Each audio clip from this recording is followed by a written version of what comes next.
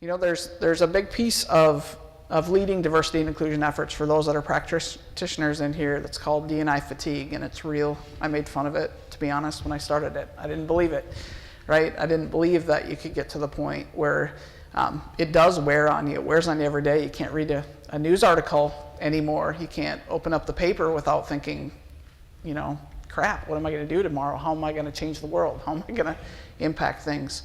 So we have, as part of this too, worked on a mission to say we're working on 3%. That's it. So 3% in our organization, there's 15,000-ish employees across the globe. We try to get to 500 new people a year. So I'd encourage you to take this philosophy as you work on initiatives. I hope someone else in Des Moines, we keep talking about the Facing Project on purpose. We hope that you pick this up. We're happy to help you with that connection, right?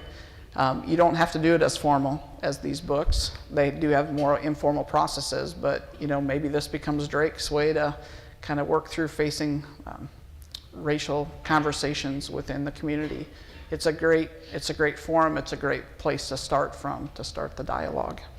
So we have a few minutes left, and we are open to fielding questions. Again, success for us is not that we just present this to you. It's that you get involved in the conversation. So we want to take a minute here to field some questions. All right. So I talk loud. Can everyone hear?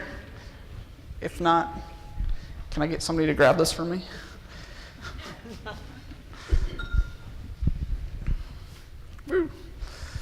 So Principal's a really large company. How did you get the people, and how did you choose which ones to include? Sure. So you mean like storytellers and writers? Yeah. So because we have our resource group, we have a lot of members. So we have a steering committee, and we have a lot of members, and so we reached out to the people that we knew had good stories, and we asked them if they'd be willing to participate. We really only needed, I don't know, I think like a dozen stories or so to begin with, and so it was actually pretty easy. For the writers, we actually leveraged, I'm in marketing, so we leveraged our marketing community, and we reached out to see if there were people in the marketing community that were willing to step up, and in seconds we had enough people. So we were really pleased with how easy. I thought it would be really hard, but we were really pleased with how easy it was actually to get people to volunteer to be a part of it. Yep. And we've built a bit of a foundation at Principal about storytelling. If anybody has heard us talk before, we talk about something called connected conversations. So we've used this foundation of trust. We've taught people to share their stories. So the second we say we're interested in stories, there are hands. What I would also say is that there are a lot of people that aren't in jobs where they write, and they love to write. And we found those people. That was also an easy thing. There are people that are excited about it. And you know, we had senior leaders. We had Gary Scholten raise his hand. He's the technology guy at Principal. He wanted to write. He has a passion about writing. We didn't know that before this. So it was kind of fun to learn about those. What other questions? Eric, thank you. Eric is on our team too. He's jumping up and helping with the mic. Safe space. We're also great with awkward silence. Let's see if I can sneak through here. I think I saw a hand over here. Maybe not. Was it a timid hand? No? Oh, there we go. Okay. Perfect. Oh, even better. Okay. I'm the one who doesn't do great with awkward silence. I'm Jackie Norris with Goodwill, and so let me just start by saying thank you, because it was a really great experience for us. It was really interesting listening to you talk about some of the legal and reputational discussions that you had. And it's interesting from a nonprofit perspective, because so much of people want to hear from us is tell the story, right? Tell the story of transformation. And the reality is a lot of people we all serve are going through a journey with adversity. And so telling their story, you know, ex-offender, telling that story publicly is almost, it's cathartic for us to tell the great story of their success, but there are some potential reputational risks for that person who's choosing to tell their story. And so I'm just wondering if you've thought about, storytelling is the best vehicle. How do you do it in a way that allows for some anonymity for that individual? Do you want me to start it? Okay, so we do think about that.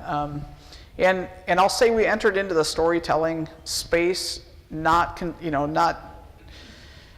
naive enough to know that that was a big concern, but what we're learning across the industry is that's the most powerful. So we do sit down with people beforehand. Anytime we do a connected conversation, or in these scenarios, we sit down and we help people understand that yes, you're going to share your story in this room, but that story is going to go beyond it. And there are things that you need to think about. And with this, we had to actually go down the legal, because of course we're a company worried about risk. We had to go down the legal perspective to say, if you share someone else's name or anything about them, we also need their consent, because it has implications. So you'll see in the book we have at least one, I'm trying to remember, maybe just one, that was somebody who said, I don't want my name known because I'm not sure my child is ready for this.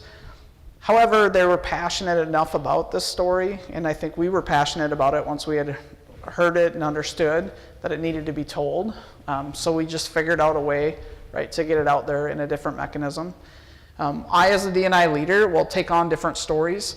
So it's kind of funny as you get into these roles. I can advocate for anything but LGBT issues, actually. And the funny thing is, I flip a tie on, I can advocate for women's initiatives too, because people don't see me in that capacity or see me having that as a hidden agenda.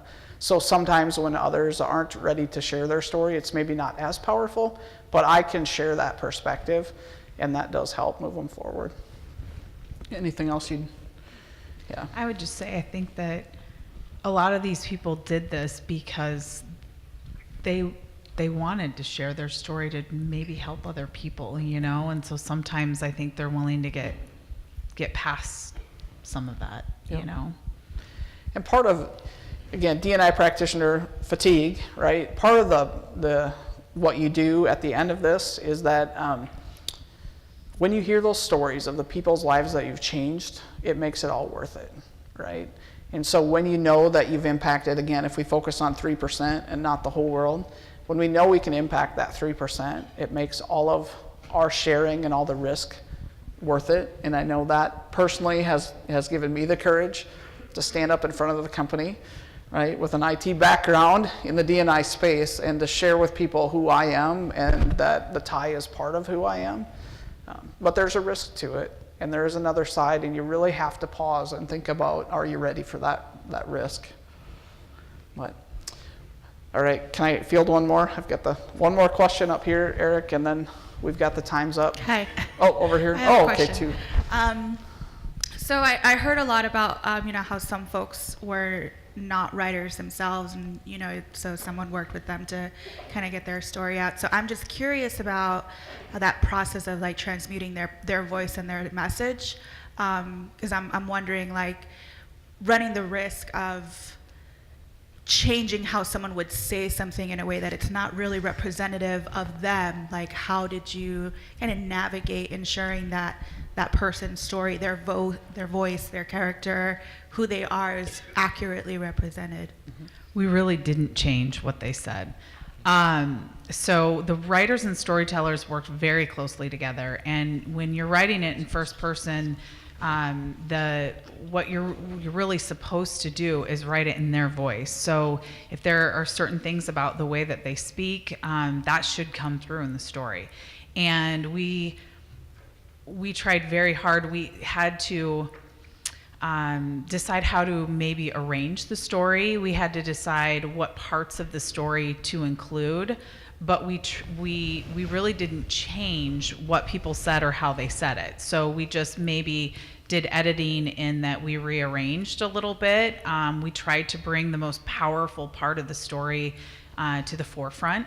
And so our editor in our content studio, she worked really hard to make sure that we were we felt very strongly about not changing their story. So we worked really hard to collaborate so that all the storytellers felt comfortable with, this sounds like me, this is my story, you know, and if they didn't, then we wouldn't have been successful, and, you know, we would let them back out if they weren't comfortable or didn't feel like we were doing them justice.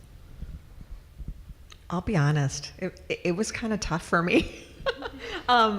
Because telling my story, there was a part of it where I thought, ooh, I want to make sure that I'm portraying myself in a certain way, and I've worked hard to do that, and so it was really a partnership, and it was all built on trust, and so there was a lot of back and forth between my storytelling and my writer, and there were times where she said, "So this is what I captured," and I said, "Oh." So let me explain the essence of what I was trying to say, because I may not have said it in the way that I intended.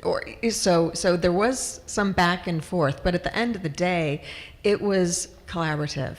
It was a really great developmental and healthy experience for me and for the writer as well. But it was built on trust, and it was a true partnership. Okay. I don't know. Oh, okay. How about you catch us afterwards? We're right next to you.